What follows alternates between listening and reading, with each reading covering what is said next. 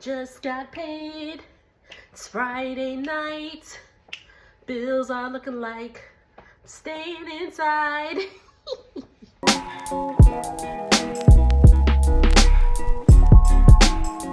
What's going on, y'all? It's your girl Jay Natisse, and I'm here with a recap of Love After Lockup. This is season 6, episode 4. Without further ado, let's go ahead and get into it. How y'all doing tonight? These are some nail stickers I got from Dollar General. Ain't they cute? They're cute. They're cute. Anyway, I'm doing all right. It's a Friday night, and I'm chilling. So, let's knock this out the park. Let's start off with Brooklyn and Brian, all right? So Brooklyn trying to get her life together. She's trying to see Brian. Brian's off to go to the halfway house. So she's trying to see him, if they let him out. Like, she's hoping they could get a moment to see each other before he goes off to the halfway house. So she's rummaging through her things. She's pulling the sheets off her bed. She had a lot of things on her bed. I was like, Brooklyn, I hope that's not the way you live. And I hope that was just, when you getting ready and you just throwing stuff everywhere. And you look back and you're like, I'll get to it. And then when you get home, you're like, oh, I left my room like this.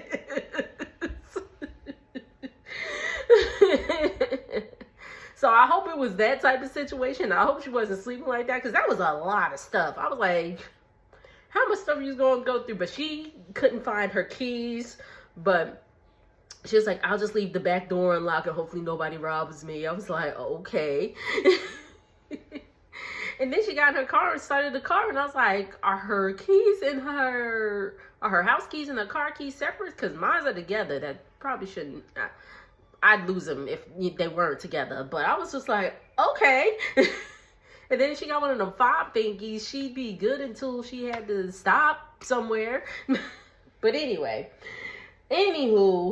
she gets to the jail and she's standing outside in her kitten heels, waiting. She waits like an hour and a half. And she drives in the car. Then a van rolls by.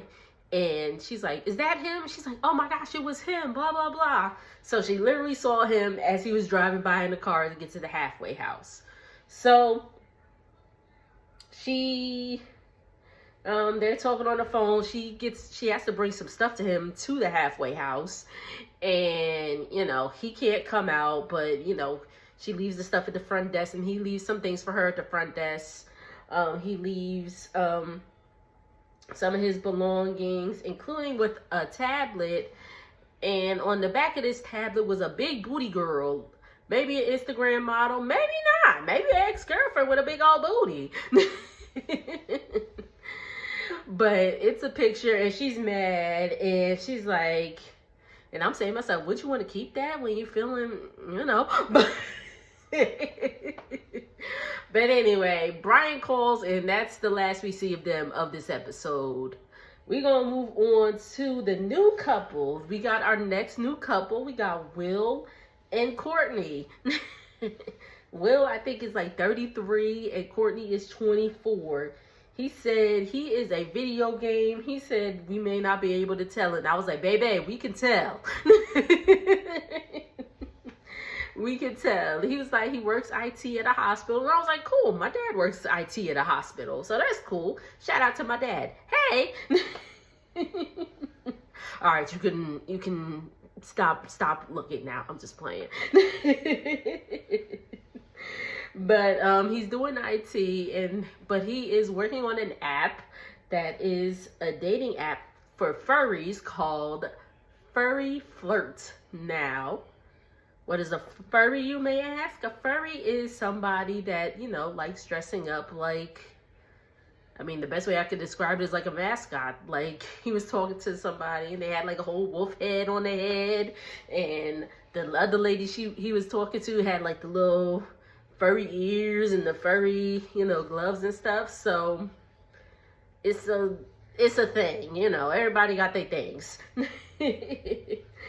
But anywho, so we get into a little bit about Courtney. Courtney said she was real naive to the world. So when she got outside, she was outside.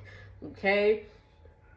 So she got sucked up in that fast life real quick. She's been in jail for, I think she's in jail for identity theft, and some other stuff. But she's only been in there for a year. She's about to get out in 4 days. Okay. Will is out shopping with his friend. I forgot the friend's name. I apologize. And she said she finds Will caring and he has all his teeth. And I said, that is important. Please have all your teeth, you know? Because I got all my teeth. Well, yeah, I got all my teeth. I had one pulled in the back, but it's all the way back there. You can see. You can see everything else. Ain't nobody really looking back there. But anywho. Little TMI. My bad, y'all. So Will said he hasn't been in a relationship for about 8 years. Will lives in California. Courtney's locked up in Oregon. And she calls him and says that unfortunately she was not approved to get like the interstate whatever so she could parole with him in California because they're not married, they don't have no kids together, things like that. So he's talking and he's like, well, why don't we just get married? And Courtney's like, yeah. And he's like, that doesn't sound too convincing. I said, because y'all shouldn't get married just because of that. They've only been seeing each other for like 6 months. And again, he's 33, I think, and she's 24. I'm like, listen, as a 24-year-old, I thought I was ready to get married at 24. And I'm here to tell you, I was not. Times are different. But anywho, so he's flying out to Oregon to first meet with Courtney's mom and ask for Courtney's hand in marriage. And he's got a ring and everything. Very nice ring. So they meet up at the hotel. He gives his Courtney's mom flowers, which is a very nice gesture. Shout out to Will for that. And her name is Susie. Susie was like, yeah, Will's not Courtney's type. Courtney likes a bad boy, which in your early 20s, you like a bad boy, yes. Will holler at her when she get about 28.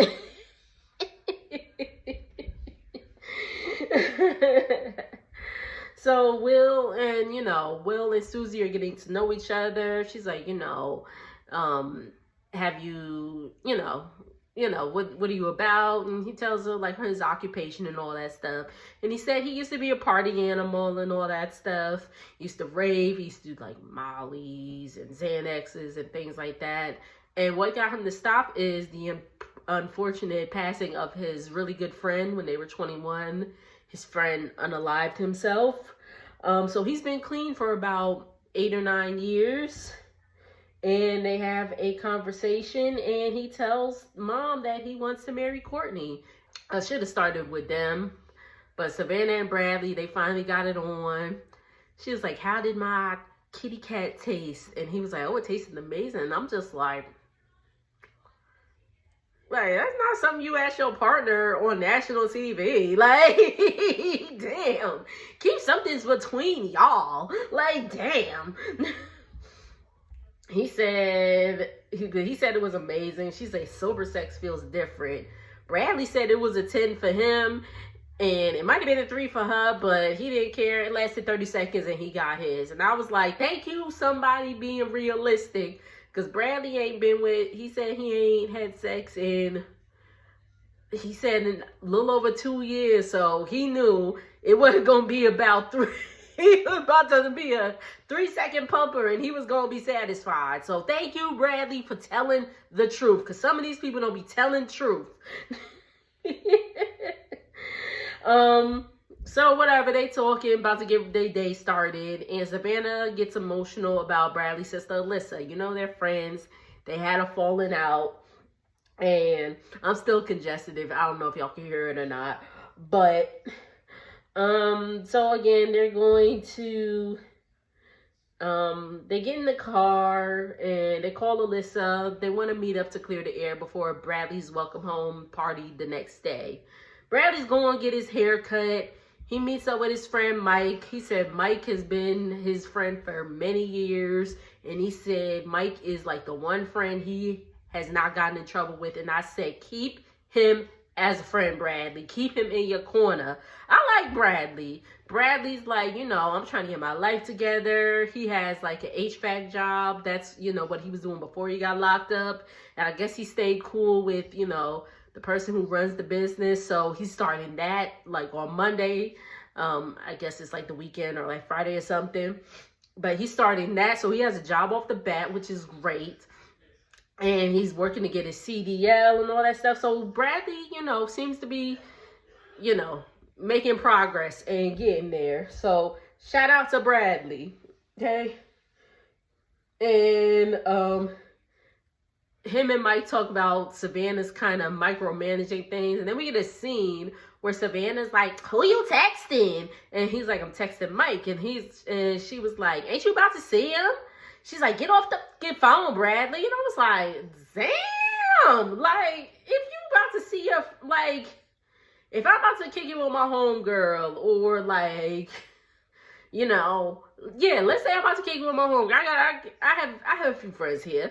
So I say I'm about to kick it with my homegirl. Like, wouldn't I not be texting them like throughout the day? Just be like, hey girl, what's up? We still on for tonight? Or, you need to bring something up, like basic shit like that, or like, let's meet up here. Like,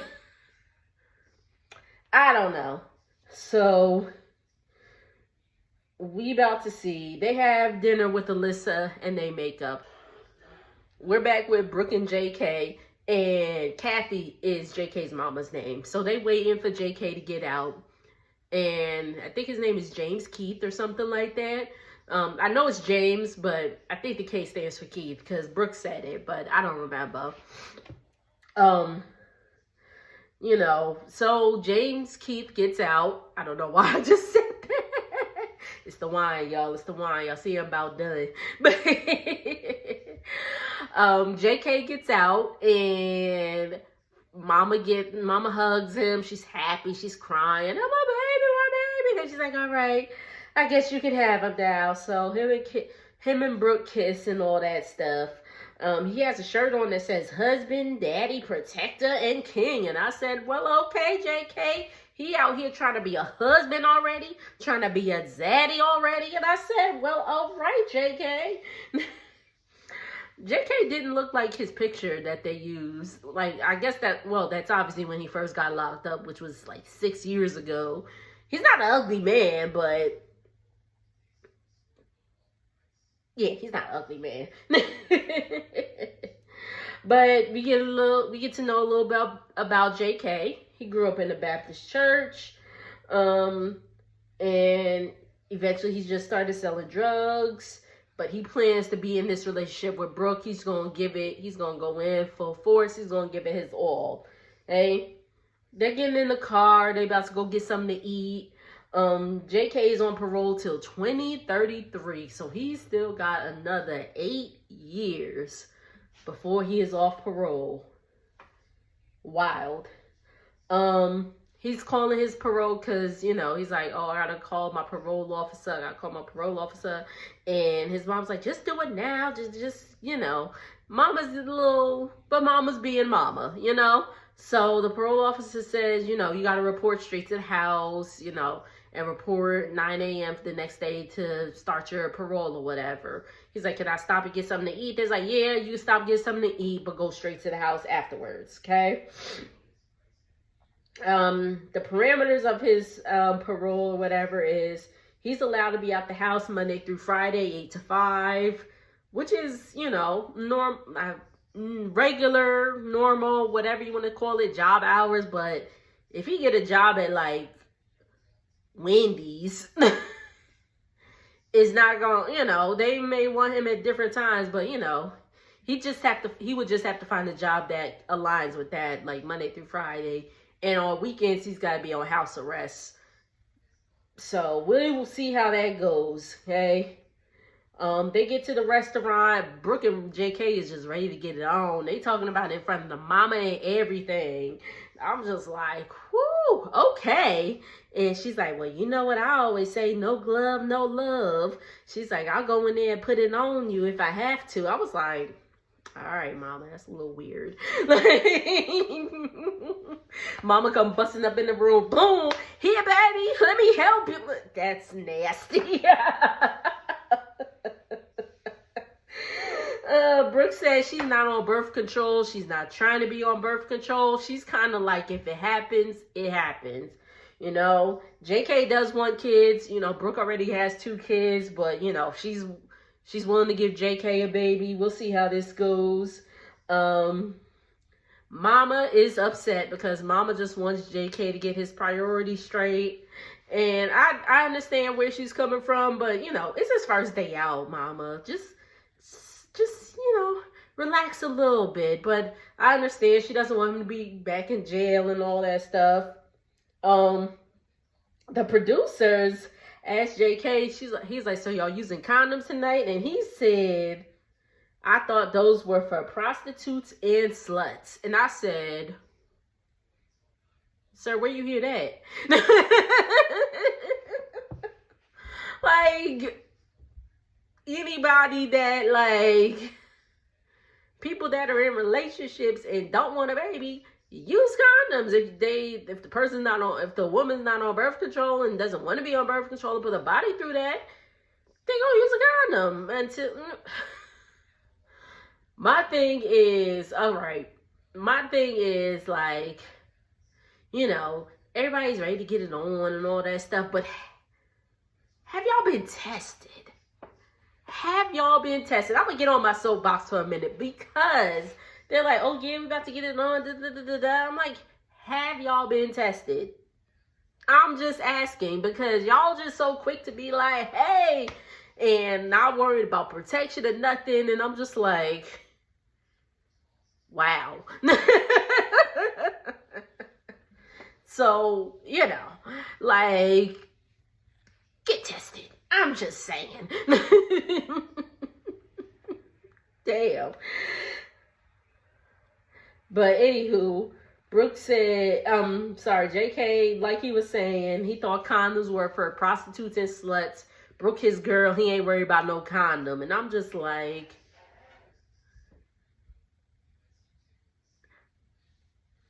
I'm not trying to say that JK was doing stuff in the jail, but I'm just like,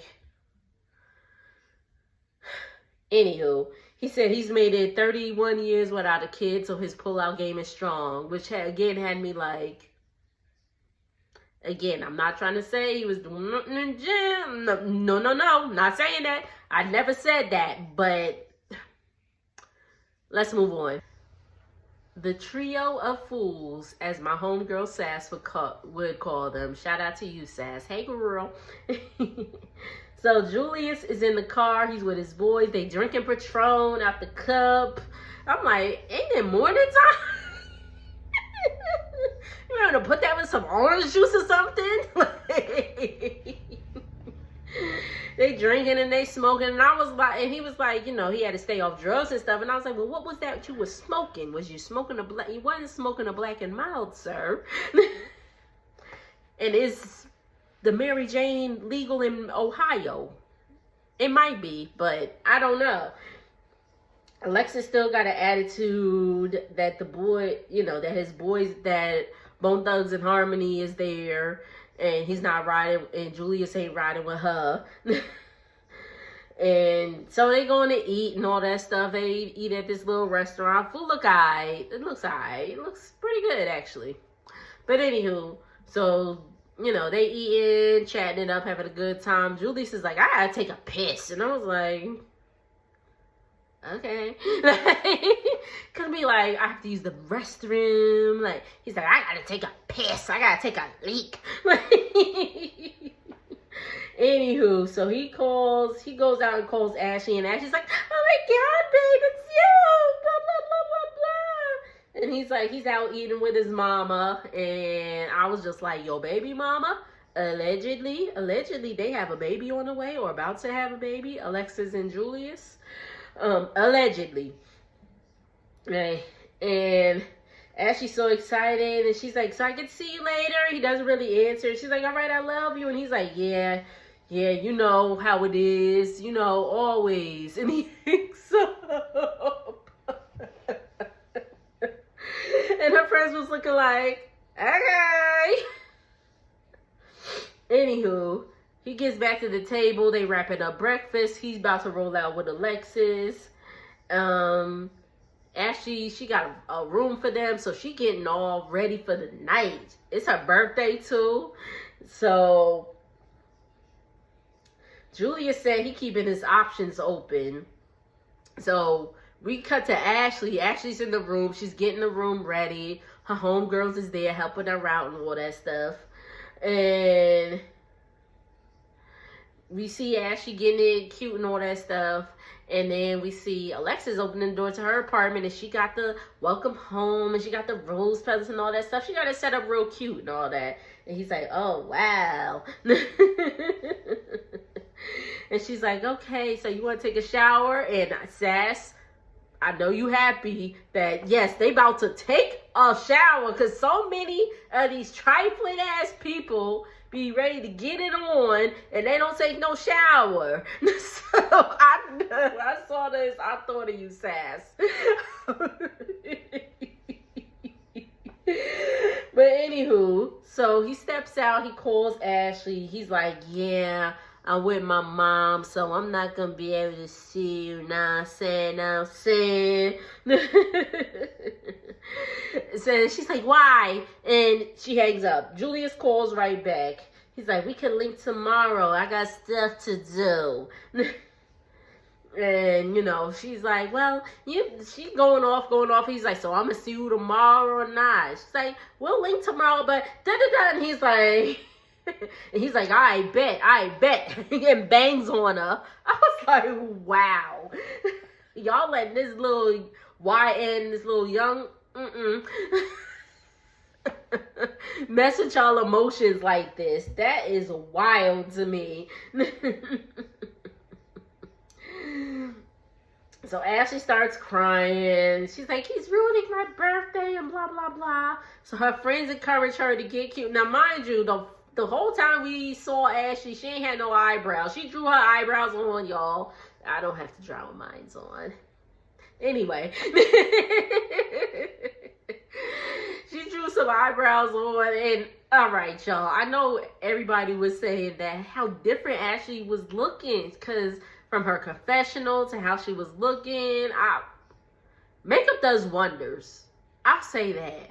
Makeup does wonders, and I'm not opposed to makeup. I you know, my usual is just a little concealer, and I'm out and about or whatever, but makeup does wonders. Anywho, all right, so again, her friends encourage her to get cute and take some pictures, some sexy pictures to send to him.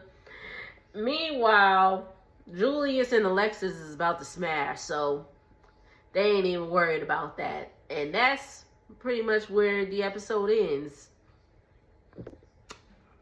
I hope I wasn't rambling too much. When I have my wine, I get a little talkative. But make sure to like, comment, and subscribe. And I will see y'all on the next video. Later.